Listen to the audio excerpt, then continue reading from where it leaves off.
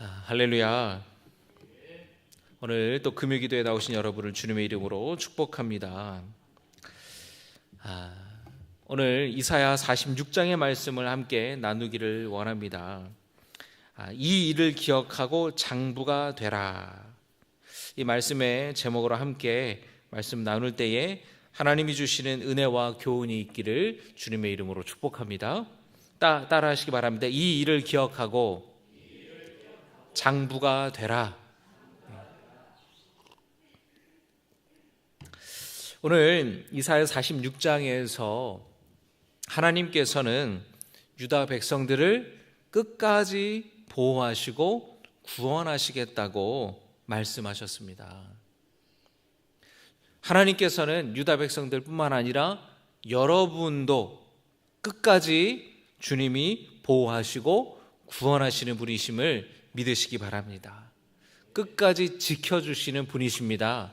한번 따라 하시기 바랍니다. 하나님은 나를 가슴에 이렇게 손을 얹고 하나님은 나를 끝까지 보호하신다. 끝까지 지켜주신다. 끝까지 함께 하신다. 할렐루야. 아멘이십니까 여러분? 유다 백성들에게 하나님이 그렇게 말씀하셨는데 우리에게도 동일하게 말씀하시는 거예요. 여러분이 1절의 말씀을 한번 같이 보겠습니다. 1절입니다. 시작. 벨은 엎드러졌고 느보는 구부러졌도다. 그들의 우상들은 짐승과 가축에게 실렸으니 너희가 떠매고 다니던 그것들이 피곤한 짐승의 무거운 짐이 되었도다. 아멘. 이게 어떤 말씀이냐면요, 벨은 엎드러졌고 느보는 구부러졌도다 이렇게 말씀하지 않습니까? 이 벨과 느보는 바벨론 사람들이 믿었던 신들의 이름이에요. 벨은 하늘의 신, 최고의 신으로 바벨론 사람들이 섬겼고요. 느보라는 말은 말하는 자라고 하여서 지혜의 신으로 바벨론 사람들이 믿었습니다. 그래서 여러분 바벨론 왕의 이름 중에서 느부갓네살이라는 이름의 왕이 있잖아요. 여러분 들어보셨죠? 이 느부갓네살 왕은 느보신의 이 느보라는 이름을 자기 이름에다 붙인 거예요. 그래서 느부갓네살이 되는 거예요. 그 신의 느보신의 이름을 자기 이름에 붙여서 신적인 권위를 이제 얻으려고 했던 것이죠. 그런데 오늘 1절에서 바벨론의 최고의 신인 벨과 느보가 엎드러졌고 구부러졌다라고 말씀하지 않습니까? 이거는 마치 전쟁의 포로가 되어서 무릎 꿇고 엎드러져 있는 그런 모습을 표현하고 있는 겁니다. 당시 여러분 이 고대 이 세상에서의 나라와 나라, 민족과 민족의 전쟁은 신의 대리전이었어요. 어느 나라가 전쟁에서 승리하면 그들이 믿는 신이 이긴 겁니다. 이해되세요, 여러분? 그러니까 이스라엘의 하나님 그리고 가나안의 바알과 맞붙어가지고 싸워서 이기는 신이 더 능력이 있는 신으로 사람들이 생각했다라는 겁니다. 그래서 여러분 제가 십계명의 이 출애굽기의 말씀을 가지고 한번 말씀을 전할 때 좀 이렇게 깊이 풀어서 말씀을 드릴 텐데, 이집트에 애굽의 이스라엘 백성들이 노예로 종살이 할 때에 하나님께서 모세를 통하여서 이스라엘 백성들을 이끌어 주셨잖아요. 건져 주셨잖아요. 그런데 바로 왕이 쉽게 내보내질 않았습니다. 그래서 하나님께서 모세를 통해, 모세와 아론을 통해 애굽에 재앙을 내리셨는데 첫 번째 재앙이 뭐죠, 여러분? 나일강이 피로 변하는 이런 재앙이 임하죠. 그리고 개구리 떼가 나오고 파리 떼가 나오고 이가 나오고, 그런데 그 모든 재앙들이 그냥 재앙이 아니에요. 그 재앙들은 애굽 사람들이 믿고 있었던 신들이에요. 근데 애굽 사람들이 믿고 있는 그 신들을 하나님께서는 재앙으로 바꿔주시는 거예요. 무슨 얘기냐? 너희들이 믿는 신들이 얼마나 헛된 거냐. 너네들이 복을 가져다 준다고. 개구리는 풍요의 신이에요. 개구리가 알을 얼마나 많이 낳습니까? 풍요의 신이 너네들의 삶을 이토록 망가뜨리는 것을 보라는 거예요. 몸소 경험하고 체험해서 알게끔 하는 거예요. 하나님이 그렇게 보내신 거예요. 애굽 사람들이 믿었던 신들은 헛된 신들이고 아무것도 아닌 것들이고, 오히려 그 가운데에 하나님이 위대한 신이고 능력의 신임을 그 10가지 재앙을 통해서 하나님이 보여주시는 거예요. 마지막에 여러분, 재앙이 뭡니까? 장자의 죽음. 바로왕의 아들이 죽었잖아요. 바로왕은 신의 아들이에요. 인간이면서 신으로 애굽 사람들에게 추앙을 받았습니다. 그 아들이 죽었다라는 것은 신이 죽었다라는 거예요. 하나님이 훨씬 더 능력이 많으시다라는 거죠. 그래서 이 고대 세상에서의 전쟁은 신의 대리전이에요. 우리가 이기면 우리 신이 이겼다, 이렇게 사람들이 믿고 자기의 신을 이렇게 예배하고 섬겼습니다. 자, 그래서 전쟁이 이기면 상대방의 그 나라가 믿는 신들의 신상이 있을 거 아니에요. 그 신들을 전리품으로 취했습니다. 대부분 그 신상들을 굉장히 청동에다가 금을 도금해서 아주 화려하게 장식을 했겠죠. 그 신을 데리고 오는 거예요. 우리가 이겼다라는 거예요. 우리 포로로 너네 신을 끌고 온다라는 거예요. 그런데 여러분, 지금 남유다가 처한 상황을 한번 보세요. 남유다가 바벨론에 의해서 침략을 당하고 주권을 뺏기고 많은 백성들이 포로로 끌려가는 상황입니다. 하나님이 패배하신 것 같고 바벨론 신들이 이긴 것 같이 보여요. 바벨론의 신들이 더 강해 보여요. 그런데 하나님께서는 페르시아의 고레스 왕을 통해서 바벨론을 무너뜨릴 계획이 있어요. 바벨론은 패배할 것이고 그들이 믿고 의지했던 바벨론의 벨 그리고 느보라는 신들은 이제 다 엎드러져서 가축들이 모는 수레에 실려 가게 된다라는 거예요. 여러분, 이해가 되십니까? 그 신상들은 그저 무거운 짐밖에 되지 않는다라는 겁니다. 1절의 말씀을 여러분 다시 한번 보겠습니다. 시작.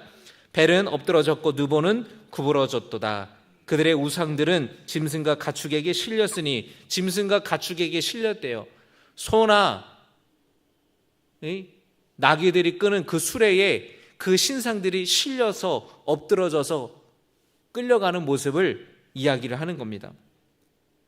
너희가 떠매고 다니던 그것들이 피곤한 짐승의 무거운 짐이 되었도다. 그냥 짐짝밖에 되지 않는다라는 거예요. 그러나 하나님께서는 살아계신 능력의 하나님이심을 여러분 믿으시기 바랍니다. 그걸 우리가 성경을 통해서 어떤 사건이 있냐면요, 과거에 이스라엘과 블레셋 사이에 전쟁이 벌어졌습니다. 그때는 사무엘이 마지막 사사로 있던 시대예요.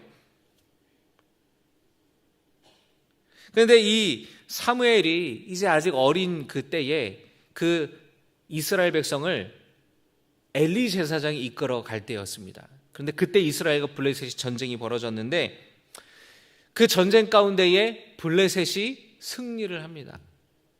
그래서 이스라엘 백성들이 언약궤를 뺏겨요. 왜 뺏기냐? 자기네 이스라엘 백성들이 그 당시에 엘리 제사장이 있을 때에 이스라엘 백성들이 굉장히 부패했었어요. 그리고 교만했었어요. 그래서 전쟁 가운데에 언약궤를 끌고 나간 겁니다. 모시고 나간 거예요. 자기네들이 정말로 하나님을 섬기고 하나님을 정말로 예배하고 하나님 뜻대로 살아가면 그 전쟁은 하나님이 싸워서 이기게 해주실 텐데 전혀 그런 모습을 없고 그저 언약궤만 모시고 나가면 이길 것으로 생각했던 거예요. 그 전쟁에서 이스라엘 백성들이 무참하게 패배하고 엘리 제사장 아들이 둘이 다 죽고 그리고 그 엘리자 사장도 아들 죽은 소식에 놀라 자빠져서 죽습니다. 그리고 언약궤를 뺏겨요.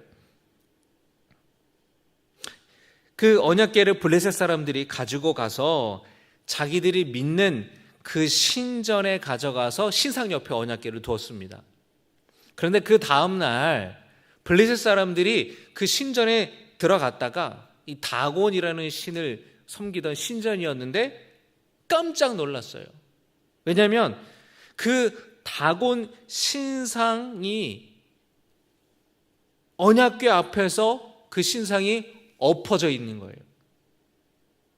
그래서 이게 무슨 일이냐. 그래서 이 블레셋 사람들이 그 신상을 다시 일으켜 세웁니다.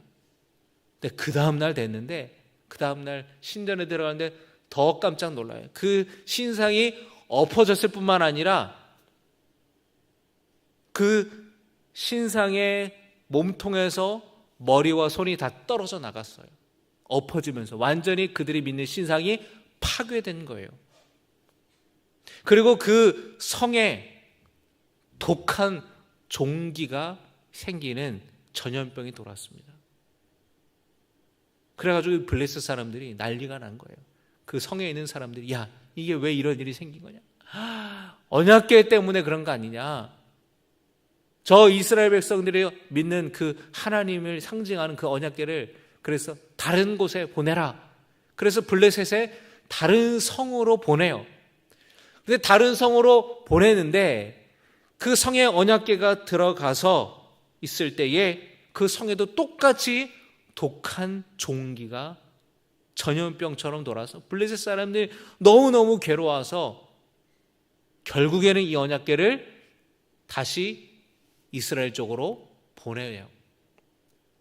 그러니까 그것을 통해서 우리가 알게 되는 것은 뭐냐면 그 블레셋에 재앙을 내리셔서 살아 역사하시는 하나님의 능력이 나타났다는 것을 우리는 이 말씀을 통해서 보게 되는 것이에요. 이사야, 오늘 함께 보신 이사야 46장에서도 하나님께서는 바벨론에 의해서 나라가 망해서 포로로 끌려가면서 절망하고 낙심하는 유다 백성들을 향해서 하나님은 패배한 것이 아니라고, 오히려 바벨론이 패배하게 될 것이라는 것을 말씀하시는 거예요. 바벨론의 그 신 벨과 느보에 다 엎어져서 구부러져서 가축들이 끄는 그 수레에 끌려가게 될 것이라고 하나님께서는 말씀하시는 거예요.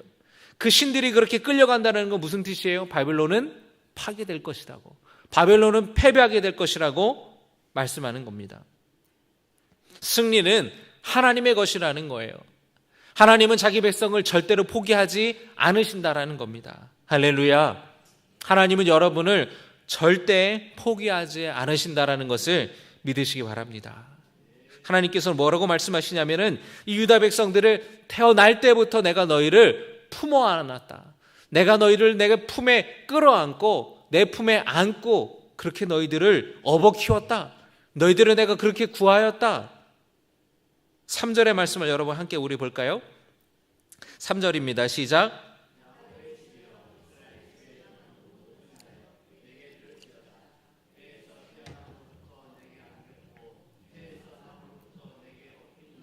아멘.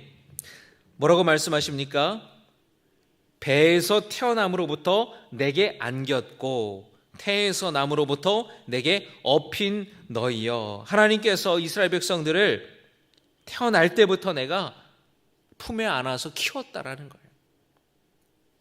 여러분 그 설 명절 가면은 여러분 뭐 이렇게 손주들도 보고 또 여러분 형제들도 만나고 오셨을 거 아니에요? 근데 여러분 형제들 중에서 종종 나이 차이가 많이 나는 경우가 있어요. 그래서 뭐 5남매, 6남매다 그러면은 큰 뭐 언니와 막내 동생과 나이 차이가 뭐 많이 나겠죠. 그러면은 꼭 그 동생에게 아니면은 뭐 조카에게 하는 얘기가 있어요. 뭐 어떤 얘기를 합니까? 내가 너 그거 모르지? 내가 너 아기 때부터 내가 너 기저귀를 내가 다 갈아주고 너를 내가 업어 키웠다. 그런 얘기 많이 하잖아요. 그러니까 너 나한테 잘하라는 거죠. 내가 너 얼마나 내가 너를 어버 키웠는지 아냐. 그때 당시 조련이 있어요? 뭐가 있어요? 어머니가 그냥 애 낳고 그냥 산후조리 하느라고, 아니 산후조리도 못하고 막 그럴 때 그 우는 애기 내가 너를 젖먹이고 말이야, 너 똥기 저기 갈아주고 말이야, 내가 너를 업고 다녔다고, 내가 초등학교 때 학교 숙제해야 되는데 너를 업고 내가 숙제를 했어 막. 그런 얘가 동생아 막내한테 그러는 거예요. 그런 얘기 우리 하잖아요. 하나님이 하시는 말씀이 바로 그런 말씀이에요. 여러분, 그런 얘기를 왜 하는 겁니까? 내가 그 동생을, 그 어린 동생을, 그 어린 조카를 너무너무 사랑했기 때문에 내가 품에 안아주고 너를 업어 키웠다, 그런 얘기 하는 거잖아요. 하나님께서 유다 백성들에게 그렇게 말씀하시는 거예요. 아브라함을 택하셨을 때부터 애굽에서 건져내어서 약속의 땅 가나안으로 인도하기까지, 그리고 지금에 이르기까지 하나님은 이스라엘 백성들을 품에 안으시고 업어 키웠다고 그렇게 말씀하시는 겁니다. 여러분, 이 성경을 보면은 참 그 하나님의 어머니와 같은 참 따뜻한 하나님의 모습을 우리가 보게 돼요. 그러면서 이어서 하나님께서는 유다 백성들이 백발의 노년에 이를 때까지 계속해서 품어주시고 모든 환난에서 구하여 주시겠다고 말씀하시는 거예요. 여러분, 4절의 말씀을 보겠습니다. 시작. 너희가 노년에 이르기까지 내가 그리하겠고 백발이 되기까지 내가 너희를 품을 것이라. 내가 지었은즉 내가 업을 것이요 내가 품고 구하여 내리라. 할렐루야. 바벨론에서의 생활이 고달프고 힘겨워도 하나님이 그들을 품으시고 돌보고 계신다라는 것을 잊지 말라는 거예요. 여러분, 4절의 말씀을 보면은 내가 그리하겠고 내가 너희를 품을 것이라고, 내가 너희를 지었다고, 내가 너희들을 업을 것이라고, 내가 품고 구하여 내리라고 하면서 하나님께서 내가 이렇게 하겠다라는 이 표현이 여러 번 반복되죠. 그만큼 하나님께서 이스라엘 백성들을 품으시고 보호하시고 지키겠다라는 그런 하나님의 의지, 하나님의 마음을 우리는 이 4절의 말씀을 통해서 우리는 보게 되는 거예요. 그런데 놀라운 것은 이 말씀이 비단 유다 백성들에게만 해당되는 것이 아니라는 거예요. 오늘 우리에게 주시는 하나님의 말씀으로 받으시기를 주님의 이름으로 축복합니다. 노년에 이르기까지, 백발에 이르기까지 하나님이 여러분을 지켜주신대요. 하나님이 여러분을 품어주신대요. 하나님이 여러분을 구해주신대요. 할렐루야. 믿으시면 아멘 하시기 바랍니다. 하나님은 우리를 그렇게 품으신다라는 거예요. 여러분, 자식이 50이 되고 70이 돼도요, 부모에게는 아직까지는 그 내가 품어야 될 것 같은 자식으로 보이는 거예요. 그러니까 어느 이제 한 50 정도 되셨어요. 중년이에요. 머리도 하얗고 이제 자식들 손주 보낼, 이제 50이면 이제 손주 보낼 나이인데 그 모시는 어머니가 애비야 밥은 먹었니? 아유 어머니 식사했죠.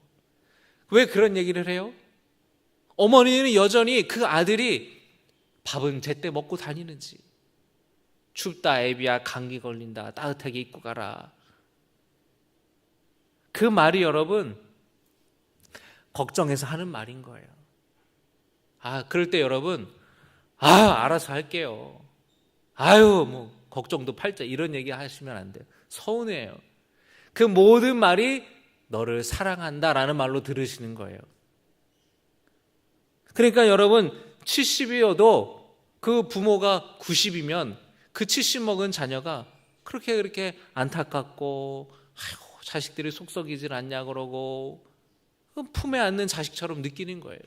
하나님 보실 때도 마찬가지라는 겁니다. 하나님께서 내가 그렇게 하겠다고 백발이 되도록, 노년이 되도록 내가 너희를 변함없이 품어줄 것이라고, 돌보실 거라고 주님이 말씀하시는 거예요. 제가 예전에 어느 권사님을 신방을 했는데 연세가 많으세요. 80이 넘으셨어요. 근데 몸이 많이 아프셔요. 근데 뭐라 그러시냐면은 엄마가 보고 싶대요. 친정 엄마가 보고 싶다니까, 돌아가시. 아, 그렇구나. 80이 넘으신 어르신인데도 불구하고 때로는 엄마가 보고 싶은 거예요. 그런 마음이 여러분 있잖아요. 하나님께서 그런데 그렇게 우리를 품어주시겠다고, 하나님께서 우리를 안아주시겠다고, 하나님께서 우리를 지켜주시겠다고 말씀하시고 약속하시는 거예요. 여러분, 그 말씀을 여러분의 마음에 새기고 그 말씀이 여러분에게 위로가 되기를 주님의 이름으로 축복합니다. 사람이 만든 우상들은 헛된 것들이에요. 절대로 우리를 도와주지 못합니다. 불러도 응답하지 못해요. 그런데 안타까운 것은 많은 사람들이 그 사람이 만든 우상 앞에 지금도 그 앞에 절하며 살아간다라는 것이에요. 여러분, 지금도 살아서 역사하시는 하나님을 신뢰하고 하나님을 의지하시기를 주님의 이름으로 축복합니다. 이어서 말씀 보시면은 하나님께서 우상을 만들고 그 앞에 유다 백성들이 절했잖아요. 그 백성들을 향해서 패역한 자들이라고 말씀하세요. 여러분, 8절의 말씀을 한번 보시기 바랍니다. 8절입니다. 시작.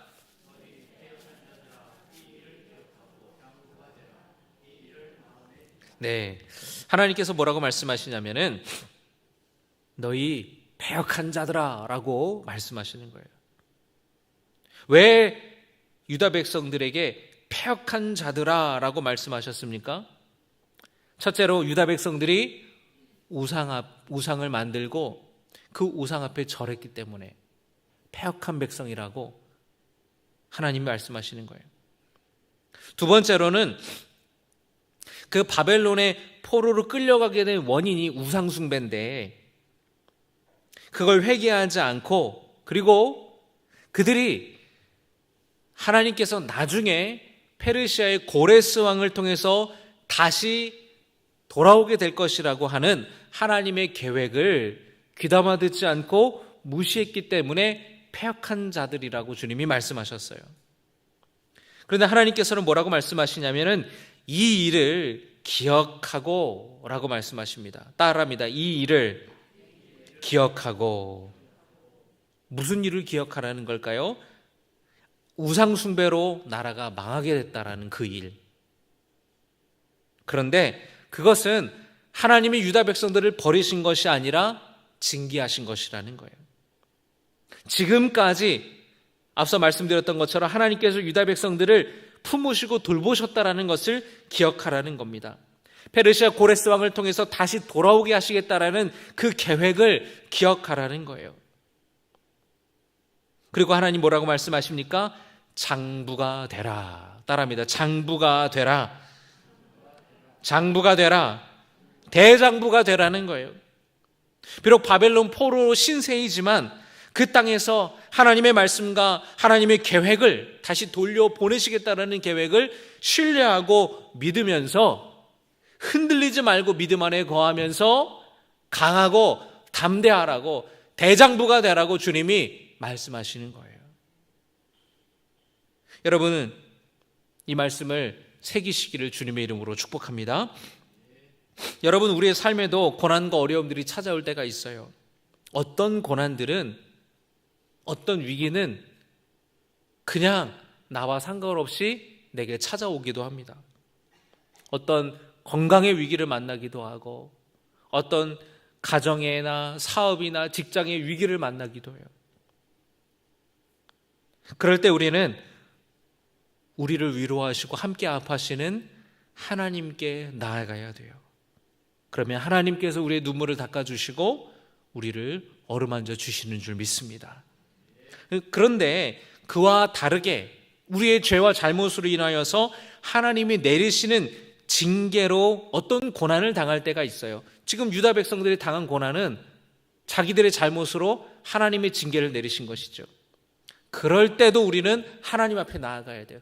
어떻게 나아가야 됩니까? 하나님께 회개하며 용서를 구하며 나아가는 거죠.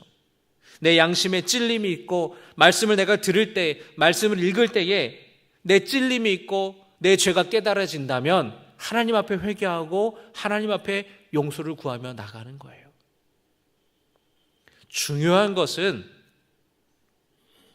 이유 없이 찾아오는 고난이나 위기를 만날 때든지 나의 죄로 인하여서 하나님이 징계를 내리실 때든지 상관없이 우리는 모두 다 하나님께 나아가야 됩니다. 그러면 하나님께서는 어떠한 경우에 고난을 당할지라도 우리가 하나님 앞에 나아가면 하나님은 우리를 안아주시고 품어주신다라는 거예요. 하나님께서 이스라엘 백성들에게 분명히 신신당부하셨어요. 가나안 사람들이 믿고 섬기는 우상들을 섬기지 말라고, 따르지 말라고. 그러나 하나님의 말씀을 듣고 가나안 사람들의 풍습과 그들이 섬기는 바알신, 아세라신, 모압의 신들, 암몬의 신들을 따라가고 말았습니다.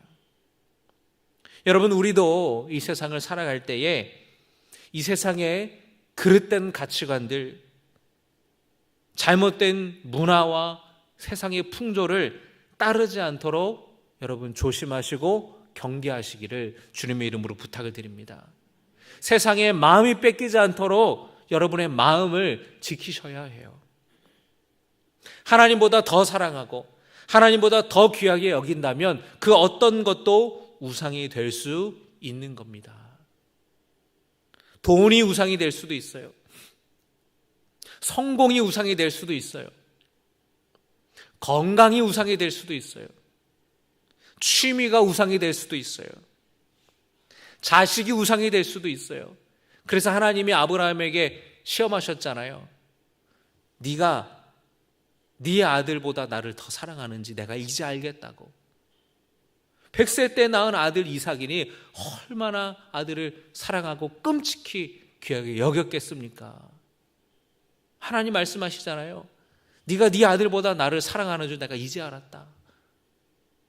아들도 우상이 될 수 있다라는 거예요. 바라기는 마음을 다해 뜻을 다해 힘을 다해 하나님을 사랑하는 성도 되시기를 주님의 이름으로 축복합니다. 하나님의 말씀과 가르침을 여러분의 삶의 원칙으로, 여러분의 삶의 기준으로 삼고 따르시기를 바랍니다. 그 길은 쉬운 길은 아니에요. 좁은 길입니다. 그러나 그 길이 복된 길이고 그 길이 생명의 길이고 그 길이 진리의 길이라는 것을 여러분 기억하시길 바라요. 내 생각과 내 뜻에 하나님을 맞추는 그런 삶으로 살아가지 마시기 바랍니다. 하나님의 뜻과 계획에 나를 맞춰가야 되는 거예요. 장부가 되라는 말씀처럼 여러분, 믿음의 대장부가 되어서 이 세상 풍조에 흔들리고 그 세상의 잘못된 가치관들을 따라 살아가는 그런 사람들이 아니라 여러분의 신앙의 신념과 신앙의 원칙을 하나님의 말씀으로 세우고 강하고 담대하여서 여러분의 인생에 찾아오는 죄의 유혹과 죄의 문제들을 이기고 승리하는 성도 되시기를 주님의 이름으로 축복합니다.